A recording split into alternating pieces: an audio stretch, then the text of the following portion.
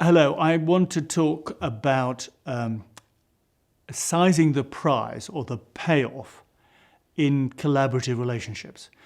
In other words, the business case. So, why would you be working in an awkward relationship, maybe across organizational boundaries or in some diagonal relationship inside your company? Being clear about the business case for these relationships is an essential part of making the relationship work. Both parties need to be clear what it is they're working towards, why it is that they need to work together in order to achieve some mutual benefit. And of course, when I use the word, or the word business case is used, people often cringe away and say, oh, God, that's something that the finance function has to do, that it's going to involve a lot of financial analysis and difficult analysis. And, I'm, in operations, or I'm in human resources, and, I shouldn't be involved in doing business cases. But of course, in each relationship you need to have thought through what the business case is. So how do you do that? The first step is being clear about what success is in the part of the organization that you're working in. And the best way to think about success is through thinking about the stakeholders of this part of the organization and what value they need from the part of the organization in order to be loyal to it and supportive of it and work with it.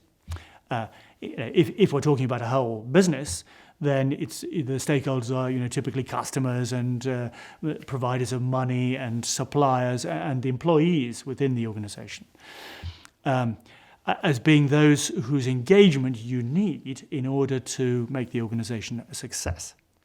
So thinking through each of those and what they perceive as value gives you your dimensions of success. So your dimensions of success are delivering value to customers. Dimensions of success are delivering profit or return to the providers of finance. Measure of success is delivering value to employees, interesting careers and good salary and so on, and even to suppliers, the nature of the value you're giving. Any activity that increases the amount of value you can deliver to stakeholders is justifiable in a business case sense. And you may not need to go further than just clarifying what extra value you're trying to create from some collaborative relationship. However, you may want to turn it into a financial number. And then, again, you don't need to call in the finance team in order to do the work for you. You can do some very simple analysis yourself. So the first analysis to do is to think about what is likely to be the profit impact of this work we're doing together. And that simply is in terms of what costs are going to be saved as a result of this work, or what additional revenues are going to be generated as a result of this work, and what margin typically would we make on those revenues. So let's say you're doing a piece of work and it's primarily about cost reduction and you think it's going to save £100,000. That's your business case, £100,000 or dollars of cost reduction. If you're doing a piece of work and it's about extra sales and you think you can sell an extra 100,000 revenue and you would typically earn a 10% margin on that revenue, or maybe in 20% margin, let's say a 10% margin on that revenue, then you're talking about an upside of $10,000, euros, pounds as a result of the work you're doing. So very simple analysis, costs and revenues.